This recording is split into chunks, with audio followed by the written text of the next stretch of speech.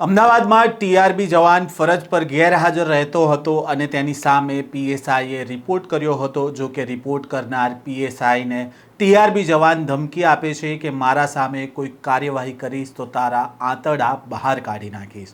આખરે આ મામલે પીએસઆઈએ ટીઆરબી જવાન વિરુદ્ધ ગુનો નોંધાવ્યો છે। શું છે આ સમગ્ર મામલો, વાત કરીશું આ વિડીયોમાં। વૈષ્ણવજન તો તેને કહીએ જે પીડ પરાઈ જાનાને રે। નમસ્કાર, નવજીવન ન્યૂઝમાં આપનું સ્વાગત છે। હું છું જયંત દાફડા। અમદાવાદના એમ ડિવિઝન ટ્રાફિક પોલીસ સ્ટેશનના પીએસઆઈને તેમની જ નીચે કામ કરતા ટીઆરબી જવાને જાનથી મારી નાખવાની ધમકી આપી છે। ફરજ પર ગેરહાજર રહેતા પીએસઆઈએ ટીઆરબી જવાન વિરુદ્ધ રિપોર્ટ કર્યો હતો અને જેથી ટીઆરબી જવાને પીએસઆઈને ધમકી આપી હતી કે મારા વિરુદ્ધ કોઈ કાર્યવાહી કરીશ તો તારા આંતરડા બહાર કાઢી નાખીશ। આ મારો ઇલાકો છે અને આ અંગે જે પ્રકારે ધમકી આપવામાં આવી હતી તેને લઈને પીએસઆઈએ વાસણા પોલીસ સ્ટેશનમાં ટીઆરબી જવાન વિરુદ્ધ ફરિયાદ નોંધાવી છે।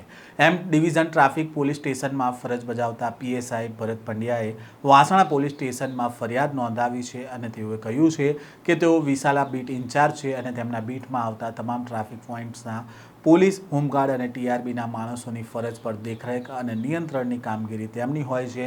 13 ઓગસ્ટે વિશાલા બીટમાં જ ફરજ બજાવતો ટીઆરબી જવાન જાવેદ ખાન ફરજ પર ગેરહાજર હતો, જેથી તેનો રિપોર્ટ પીઆઈને કરવામાં આવ્યો હતો અને તે બદલ તેણે ધમકી આપી હતી।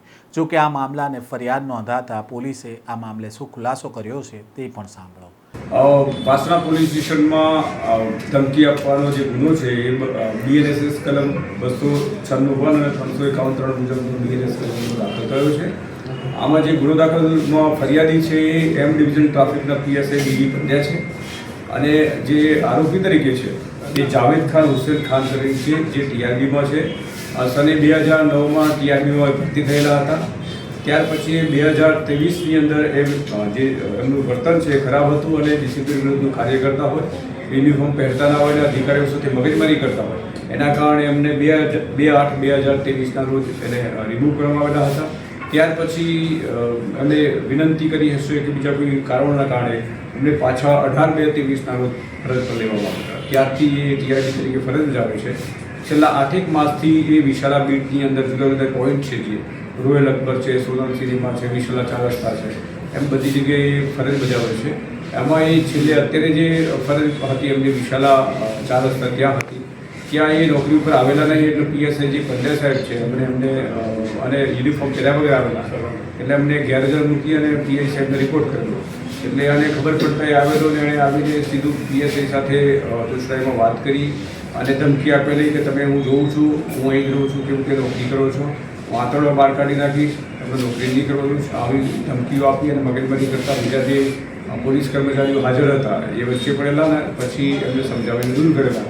ત્યાર પછી જે પીએસઆઈ પંડ્યા એમને આ બાબતે નોંધ કરાવેલી સ્ટેશન ડાયરીમાં અને પોલીસની અને સિનિયર અધિકારીઓ વાત કરી। ત્યાર પછી વાસણા પોલીસ સ્ટેશનમાં ફરિયાદ આપેલી છે। હાલમાં ગુનો દાખલ કર્યા પછી પીએસઆઈ બિલ છે એ આ ગુનાની તપાસ કરી રહ્યા છે।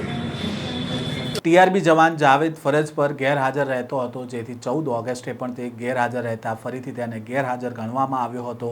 બપોરે 3:30 વાગે જાવેદ ફરજ ઉપર આવ્યો હતો ત્યારે પીએસઆઈ ભરત પંડ્યાએ તેને ગેરહાજર ગણાવ્યું હોવાનું જણાવ્યું હતું અને સાંજે 6:30 વાગે ફરીથી જાવેદ આવ્યો હતો અને ફરજ પર હાજર કરવા કહ્યું હતું, જેથી પીએસઆઈ પંડ્યાએ કહ્યું હતું કે તારો ગેરહાજરનો રિપોર્ટ પીઆઈને કરવામાં આવ્યો છે, તું ત્યાં પીઆઈ સામે રજૂઆત કર અને હાજર થઈ શકે છે। આ દરમિયાન જાવેદ ઉશ્કેરાઈ ગયો હતો અને અન્ય પોલીસ કર્મીઓની સામે જ જાવેદે પીએસઆઈ પંડ્યાને કહ્યું કે તું નોકરી કરે છે, કેવી રીતે કરે છે, હવે હું તને જોઈ લઈશ, તું મારા વિરુદ્ધ કોઈ કાર્યવાહી કરીશ તો તારા આંતરડા બહાર કાઢી નાખીશ। આ મારો ઇલાકો છે અને હવે તું કેવી રીતે ખુરશી પર બેસે છે એ હું તને જોઈ લઈશ।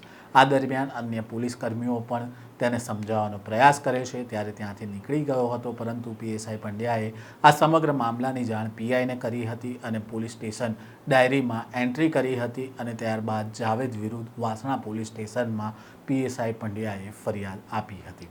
આ પ્રકારના સમાચાર સાથે ફરી મળીશું। નવજીવન ન્યૂઝ સાથે જોડાયેલા રહે।